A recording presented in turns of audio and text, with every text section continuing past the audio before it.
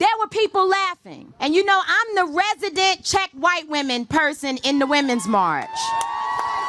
So let me tell you who was laughing. White women were standing there laughing with their white husbands. White women were laughing. So let me explain to you what I mean by that, because I know those white women are not standing here with us today. It means that 94% of black women went to the polls for Hillary Clinton, someone who looks like you.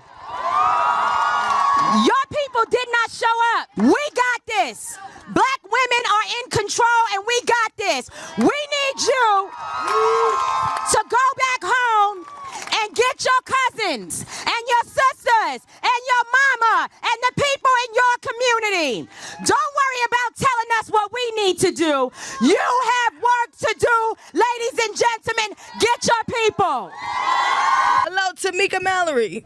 Shane, good morning. Good morning. How you doing? And thank you so much for calling me. Hey, I am wonderful and I'm empowered after watching you stand in front of so many people of all different backgrounds, all different categories, and just speaking truth to power. Well, that's what we have to do in this moment. I think that, you know, I'm not here to embarrass or, to hurt people's feelings, but I think that it's a really important moment for us to be very honest and just very clear, because we know that the situation we're in right now, there's no doubt how we got here.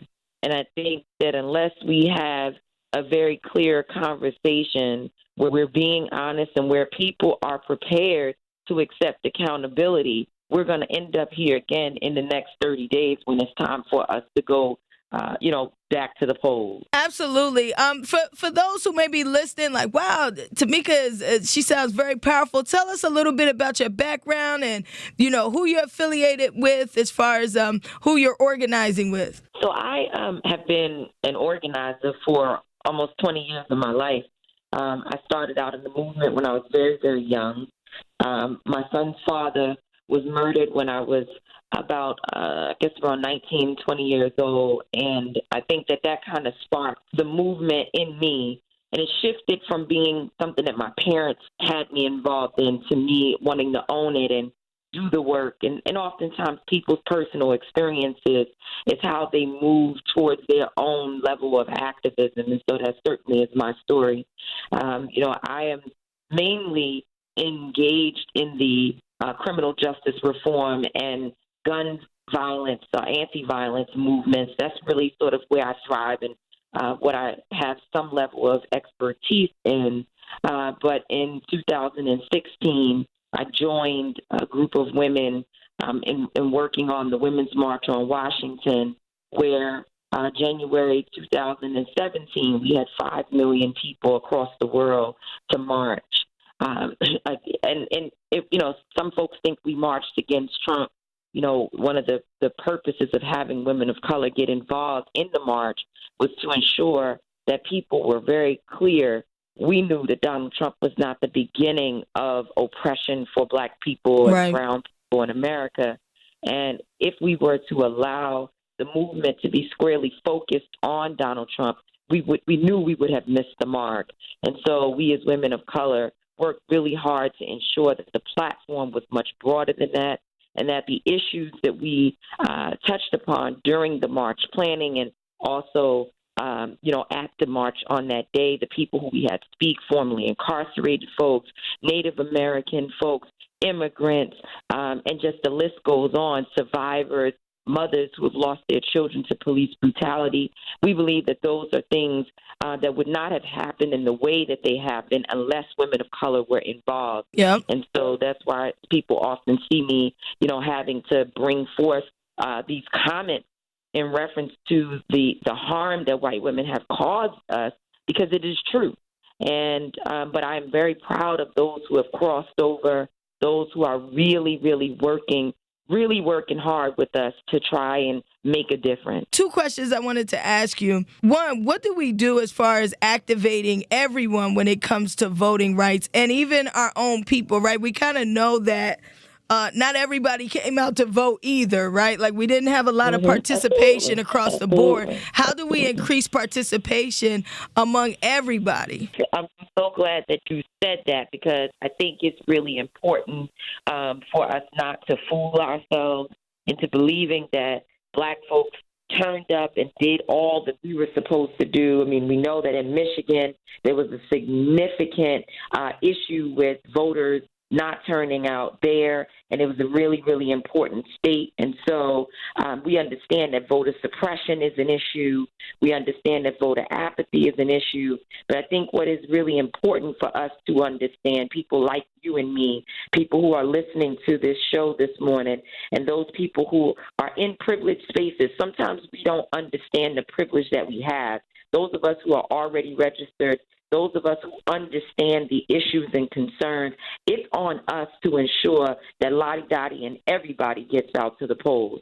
So if Ray Ray and Pookie and them are not properly registered, if they are not showing up to the polls, it's not their fault. They're dealing with mental illness issues. They're dealing with all types of health concerns. They're dealing with poverty. They're dealing with a lot of issues in our community, in our neighborhoods, where we know people are suffering with extreme oppression. The way in which we get them to the polls is that we've got to go get them. We got to go get them registered, and then we have to go and bring them out. A commercial on TV, folks showing up at churches, patting babies on the back is not enough to get people interested to turn out to vote. It is our responsibility to hit the ground over the next 30 days and ensure that we take our power to the polls. Now, here's the deal. You got a lot of people who've been saying, this ain't our issue. The Supreme Court is white women's issue, which I think is completely crazy, and people need to go back and do their research on how the Supreme Court over many years has been the only form of legal recourse for Black folks in this country when we've had to deal with a number of issues, whether it be voting rights and, of course, women's reproductive rights, and the list goes on and on. The Supreme Court has been our only place to go. So when we say, it's white women's issues, what we're getting caught up in is our own narrative that tells us that we don't have to do the work. We must ensure that the Supreme Court stays neutral to the people who are most oppressed in this country. And what is happening right now with Brett Kavanaugh's nomination is definitely going to shift this court to a place that will roll back the rights that we fought so hard to have. The second part of it is that if people did not believe that our voting rights were powerful, they would not work so hard to suppress our rights. There is a reason why across this country polling places change every year in order to move people further and further away from their ability to access the polls. There is a reason why names are purged from the list, so that when you show up, your name is no longer on the voting rolls. There's a reason why so much is being done, whether it's voter ID, new challenges all the time come up that block people from having access to the polls. That is because there are folks who understand that our right to vote is probably one of the most significant things that we as people of color possess in this country. Absolutely. To give us some form, just some form. We understand that it's not all of it, but to give us some form of just democracy in general, and to try and really have some balance of justice in this country. If we show up in droves to ensure that we're voting locally, I'm not talking about presidential elections. I think that's important, but I'm talking about midterm elections. You have a better chance of controlling what is happening in your community. And again, if it were not powerful, if it were not important, people would not work so hard to ensure that you don't have your voting rights. And check this out. Other folks, they get it. They show up. They make sure that they turn out. They do. And I understand that we don't see how the system works for us. But I also have to say that we have yet to work the system properly to ensure that it does. The elected officials care about two things. They want our money and they want our votes. That's how you get your voice heard.